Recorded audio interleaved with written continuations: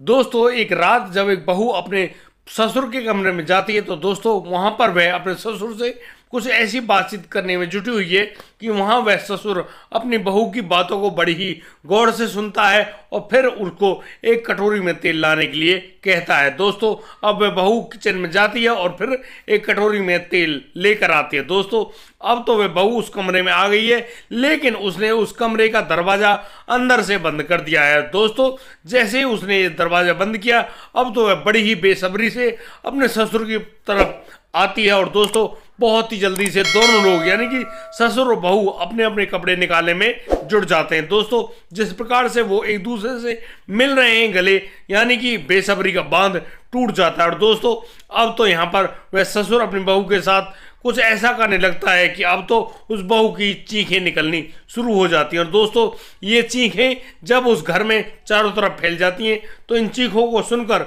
उस बहू की जो सास होती है उसकी आंखें खुल जाती है और वह आ खड़ी होती है उस दरवाजे पर। दोस्तों जोर जोर से उस दरवाजे को पीटना शुरू कर देती है। हालांकि उस सास को कुछ अनहोनी होने की आशंका तो थी, लेकिन वह इतना बुरी होगी उसको मालूम नहीं था। और दोस्तों अब तो यहाँ पर होता है एक भयानक कांड जिसको जानकर आप वाकई में हैरान रह जाने वाले हैं। दोस्तों आपसे वही प्यार भरी गुजारिश, इस वीडियो की एक भी सेकंड को मिस ना करें, आप एक अहम जानकारी से चूक जाएंगे। आइए जानते पूरे मामले में क्या क्या हुआ है। नमस्कार, आदाब, सत श्री अकाल दोस्तों, स्वागत है आपका हमारे यूट्यूब चैनल किस्से ग्राम के। और दोस्तों आपसे वही प्यार भरी गुजारिश, आगे बढ़ने से पहले हमारे चैनल को सब्सक्राइब करना और नोटिफिकेशन बेल को दबाना बिल्कुल ना भूलें। दोस्तों आज का बेहद ही हैरान कर देने वाला मामला सामने आया है मथुरा जिले उत्तर प्रदेश से। दोस्तों ये मथुरा जिला उत्तर प्रदेश में खास अहमियत रखता है। दोस्तों मथुरा में जहाँ काफ़ी ज़्यादा पर्यटक आते जाते रहते हैं, वहीं उसी मथुरा में एक गांव होता है। और दोस्तों यहाँ पर इस गांव में मनीराम अपनी पत्नी सुनीता के साथ बड़े ही प्यार से रहता है। दरअसल उस मनीराम का एक बेटा होता है जिसका नाम होता है मनोज, और उस मनोज की एक बहन और होती है, उसका नाम होता है रेवती। दोस्तों मनीराम और सुनीता अब तो अपनी बेटी रेवती की बहुत ही जल्दी उसी जिले के गांव में बहुत सुंदर लड़का ढूंढकर उसकी शादी कर देते हैं। अब दोस्तों यहाँ तो उस मनीराम के ऊपर एक ही जिम्मेदारी रह गई थी, वह थी उसके बेटा मनोज की शादी। और दोस्तों अब तो जहाँ एक और वह मनोज अच्छी पढ़ाई करने में जुटा हुआ है, यानी कि वह बीटेक कर रहा है। और दोस्तों उसके पास उस बीटेक में बहुत ही अच्छे नंबर होते हैं। और दोस्तों जिस कॉलेज से मनोज बीटेक पास करता है, सिविल इंजीनियरिंग कर लेता है। दोस्तों यहाँ पर उसको जब कंपनियों की भर्ती निकली थी, यानी कि उस कॉलेज में जब जॉब फेयर चल रहा था, तो उसी में उस लड़की यानी कि मनोज की जॉब लग जाती है दुबई। और दोस्तों दुबई में जाकर मनोज बहुत ही ज़्यादा खुश प्रसन्न है, क्योंकि उसको अच्छा खासा पैकेज मिलता है। और दोस्तों वह जब उस पैकेज को अपने माता पिता को बताता है तो मनीराम फूला नहीं समाता है। दोस्तों यहाँ पर जब उस बेटे को दुबई भेजा जाता है, दोनों माता पिता बहुत ही ज़्यादा खुश होते हैं और वह मनोज भी बहुत ही प्रसन्न है। लेकिन दोस्तों अब दुबई में तो मनोज गया है, लेकिन वहाँ से रोज रोज आना जाना नहीं होता। दोस्तों अब तो यह बात चारों तरफ फैल जाती है कि वाकई में मनीराम का बेटा दुबई गया है। सभी लोग यही कहते थे। दोस्तों मनोज दिखने में बेहद सुंदर लड़का था, अब तो उसके लिए अच्छे अच्छे रिश्ते भी आने शुरू हो गए थे। भाई शादी लायक तो वह लड़का हो ही गया था। और दोस्तों जिस प्रकार से मनीराम के घर रोजाना कोई ना कोई बैठा रहता और बस अपनी लड़कियों के खूबसूरत से फोटो लेकर उनसे देखने और दिखाने की जिद किया करता। दोस्तों यहाँ पर मनीराम कहता कि देखो वह शादी तो कर लेगा अपने बेटे की, लेकिन वह अपने बेटे की मर्जी से ही शादी करेगा। और दोस्तों यहाँ पर मनीराम कहते हैं कि तुमको पता तो है कि बेटा तो गया है दुबई, वह दुबई से जब भी आएगा उसके बाद ही हम लोग कोई खास निर्णय ले पाएंगे। यहाँ पर अब तो बहुत सारे चक्कर काट रहे हैं लड़कियों वाले, क्योंकि भाई दुबई में काम करने वाला, बढ़िया कमाने वाला दामाद किसको नहीं चाहिए, हर किसी को चाहिए। बस इसी जुगत में सभी लोग अपने बेटियों के प्रोफाइल को लेकर वहाँ पर आते जाते रहते हैं। उन्हीं लोगों में से एक आदमी आता है जो कि वहाँ से करीब 100 किलोमीटर दूर का रहने वाला होता है। वह एक जमींदार आदमी है और वह अपनी उस लड़की यानी कि कोमल का फोटो लेकर मनीराम के घर आता है। मनीराम उस फोटो को देखकर बहुत ही ज़्यादा खुश होता था, क्योंकि उस फोटो में वह कोमल बहुत ही संस्कारी लड़की दिखाई पड़ रही थी। दोस्तों उस लड़की के चेहरे को देखकर ना जाने क्यों मनीराम की जो आंखें हैं वे फैल जाती हैं। दोस्तों मनीराम अब उस फोटो को उस आदमी के हाथ से लेकर अब तो वह अंदर जाता है और अपनी पत्नी सुनीता को दिखाता है। दोस्तों यहाँ पर सुनीता भी उस फोटो को देखकर वाकई में बहुत खुश होती है। यहाँ पर वह दोनों बातचीत करके अब यह सोच रहे होते हैं कि क्यों ना अपने बेटे मनोज के लिए इस लड़की को चुन लेना चाहिए। दोस्तों फिर क्या था, अब तो वो लोग उस फोटो को अपने पास रख लेते हैं और बस उससे कह देते हैं कि भाई तुम जा सकते हो यहाँ से, खाना वाना खा कर जाना, लेकिन इस फोटो को हमारे पास रहने देना, हम अपने बेटे मनोज को ये फोटो अब इससे दिखाएंगे। दोस्तों फिर तो अब वो लोग अपने मोबाइल से फोटो खींच के उस कोमल के फोटो का और अब अपने लड़के मनोज के पास भेजते हैं। मनोज दुबई में काम करता है, वह उस फोटो को देखकर बहुत ही खुश होता है। और दोस्तों यहाँ पर वह मनोज अपने पिता से कहता है कि यदि तुम्हें ये लड़की पसंद है तो कोई दिक्कत नहीं है, यानी कि उसको कोई परेशान नहीं है, भाई शादी तो मनोज को होगी लेकिन वह सेवा तो आप लोगों को करेगी। और दोस्तों इसी बात पर वह मनोज भी राजी हो जाता है और कहता है कि कोई दिक्कत नहीं है, आप रिश्ता तय कर दीजिए। दोस्तों वह लड़की कोमल काफ़ी अच्छी पढ़ी लिखी होती है और दोस्तों अब तो उसका जो संबंध है वह तय कर दिया जाता है। दोस्तों अब मनोज जब भी वहाँ दुबई से लौट कर आता है, जैसे वे लौट कर आता है, अब तो उस मनोज के पिता मनीराम उस लड़की के पिता के पास फोन कर देते हैं और वो लोग भी अपनी सगाई वगैरह का पूरा प्रोग्राम लेकर सीधे आ पहुंचते हैं मनोज के घर पे। और दोस्तों यहाँ पर मनोज को अपनी बेटी के दामाद के रूप में, यानी कि उसकी सगाई वगैरह जो रुपया सिक्का होता है सब कुछ पूरा कर देते हैं। दोस्तों अब तो वह कोमल भी बहुत खुश, क्योंकि उसको एक अच्छा सुंदर दिखने वाला, अच्छा कमाने वाला पति मिल रहा है मनोज। वहीं में मनोज भी बहुत ज़्यादा खुश, क्यों अब उसको कोमल जैसी सुंदर संस्कारी बहू मिलने वाली है। अब तो चारों तरफ खुशियों का माहौल। और दोस्तों अब तो पंडित जी के पास जाकर नए नए मुहूर्त निकाले जा रहे हैं और दोस्तों अब वह मुहूर्त भी मिल जाता है जब उन दोनों की शादी होने वाली थी। दोस्तों क्योंकि उस मनोज को तो दुबई जाना था, इससे पहले वह करीब 1 महीने के लिए छुट्टी आया हुआ था और दोस्तों उन्हीं छुट्टियों में उस मनोज की शादी की जो तिथि है वह तय कर दी जाती है। और दोस्तों तय किए गए समय के अनुसार अब मनोज की शादी भी हो जाती है उस कोमल के साथ। और दोस्तों वह रात भी आती है जिसका हर किसी को इंतजार होता है, यानी कि वही सुहागरात जहां पर मनोज अपनी पत्नी यानी कि कोमल के साथ सुहागरात मनाने वाला था। दोस्तों अब तो यहाँ पर जब पहली बार वह मनोज अपनी पत्नी कोमल को देखता है जो कि उसके बेड पर मौजूद होती है, यहाँ पर वह मनोज बहुत सारे जो उपहार लेकर आया था, महंगे महंगे जो गिफ्ट, वो सभी अपनी पत्नी यानी कि कोमल को देता है। और दोस्तों कोमल भी उन सभी गिफ्टों को पाकर बहुत ही ज़्यादा खुश होती है।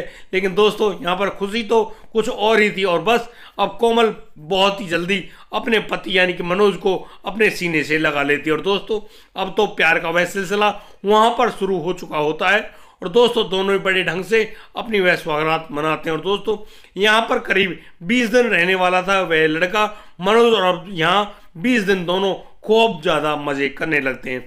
यहाँ पर वह मनोज और कोमल दोनों अपने एक दूसरे के साथ खूब ज़्यादा मज़े करने लगते हैं। दोस्तों इसी बीच वह जो कोमल को अपने घर जाना होता है, दोस्तों कोमल अपने पति मनोज को छोड़ना नहीं चाहती थी और वह उस मनोज को अपने साथ लेकर जाती है और दोस्तों अगले दिन ही अपने घर से विदा होकर वापस अपने ससुराल आ जाती है। और दोस्तों यहाँ पर वह अपने पति सास ससुर की बहुत ही अच्छे ढंग से सेवाएं करने में जुटी हुई होती है। दोस्तों अब वह तारीख आ जाती है जब मनोज को वापस दुबई जाना होता है।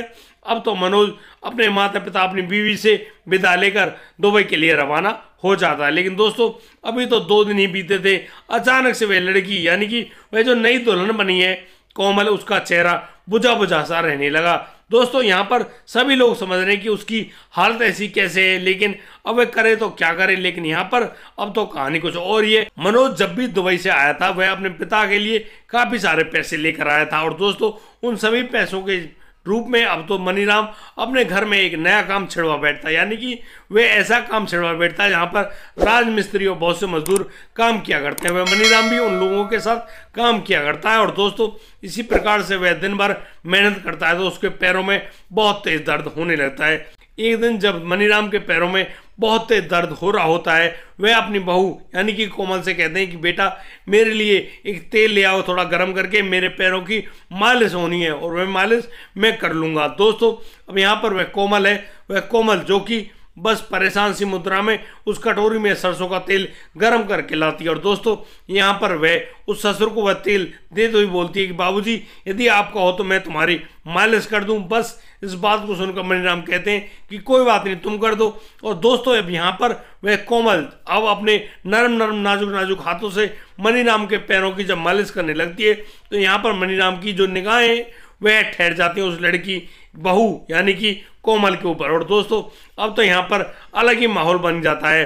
और दोस्तों उन निगाहों को वह कोमल ही पहचान गई थी। दोस्तों अब तो उनके बीच में वह प्यार सा पनप उठता है। दोस्तों अब तो वो लोग इंतजार कर रहे होते हैं रात होने का। और दोस्तों यहाँ पर वह ससुर मनीराम उस कोमल से कहता है कि रात के करीब 10 बजे आना। दोस्तों अब तो वह कोमल अपने बेडरूम में चली जाती है और अपने काम करने में जुट जाती है, लेकिन दोनों के दिमाग में सिर्फ रात के 10 बजने का इंतजार होता है। दोस्तों रात के करीब 8 बजे वह सुनीता तो सो जाती है दूसरे बरामदे में जाकर। और अब वह जो मनीराम है जो कि कमरे में रोजाना सोता था, अब वहां पर रात के 10 बजे वह जो कोमल है वह हाथ में जो कटोरी है उसको लेकर पहुंच जाती है। दोस्तों उस कटोरी में होता है सरसों का तेल। और दोस्तों अब तो वह जो ससुर और वह बहू यानी कि कोमल अब उस कमरे में अकेले हैं। दोस्तों वह कोमल अब उस दरवाजे को अंदर से बंद कर देती है और बस फिर तो दोनों बड़े ही जबरदस्त तरीके से एक दूसरे को गले लगाते हैं। और दोस्तों देखते देखते उन दोनों के बीच में शारीरिक संबंध कायम हो जाते हैं। दोस्तों यहाँ पर वो दोनों बहुत ही अच्छे ढंग से एक दूसरे को संतुष्ट करते हैं, क्योंकि वह कोमल जब से अपने उसका पति मनोज दुबई गया है तब से बहुत ही ज़्यादा परेशान और दुखी रहती थी। दोस्तों अब तो उन दोनों के बीच में जिस प्रकार से वह संबंध बनने लगा है, अब तो रोज रोज का सा किस्सा शुरू हो गया था, क्योंकि अब तो वह आदमी मनीराम जो कि निगाहों से बस उस बहू को ताका करता,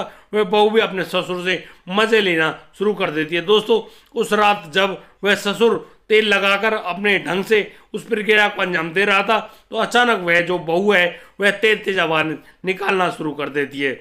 दोस्तों उन आवाज़ों को सुनकर उस सुनीता की आंख खुल जाती हैं जो कि उस कोमल की सांस है। और दोस्तों अब तो वह उस दरवाजे को खटखटाने लगती है। दोस्तों अब दरवाजा जो कि अंदर से बंद नहीं था, उस रात सुनीता अब उस दरवाजे को खोलकर अंदर घुस जाती है, लेकिन वह जैसे अंदर घुसती है और वहाँ की लाइट जलाती है उसकी आंखें फटी की फटी रह जाती हैं। दोस्तों यहाँ पर वह देखती है कि यहाँ पर वह जो कोमल है वह उस ससुर के ऊपर सवार हुई पड़ी है। और दोस्तों उन दोनों के बीच में वही शारीरिक संबंध बन रहा होता है। दोस्तों यहाँ पर वह सुनीता अपने पति यानी कि मनीराम को बहुत ही भद्दी गाली देती हुई उससे कहती है कि तुमको बिल्कुल भी शर्म नहीं आई, तुम्हारी बेटी जैसी है जो बहू है, तुमने इसके साथ जो ये काम किया है यह काम तो बहुत ही गलत है। अब दोस्तों इस प्रकार की बातों को सुनकर वह मनीराम बड़ा भौचक्का रह गया था, लेकिन वह कह रहा है अपनी पत्नी से सुनीता से कि देखो यदि क्या तुम्हें यह बात अच्छी लगती कि तुम्हारी बहू कहीं बाहर जाकर किसी और के साथ मुंह काला करती, यह बड़ी ही परेशान थी और बुझी बुझी से रहती थी, मैंने बस इसकी मदद करी है और मनोज अब जब घर पर नहीं है तो बस ये मेरे साथ मजे कर लेती है। दोस्तों लेकिन सुनीता को ये बातें नागवार गुजरती हैं और वह बहुत ही ज़्यादा दुखी और परेशान होती है। वह उस बहू कोमल से कहती है कि फटाफट कपड़े पहनो और चुपचाप अपने कमरे में चली जाओ, तुम तो बहुत ही गलत लड़की हो, तुम संस्कारी का हो, तुम तो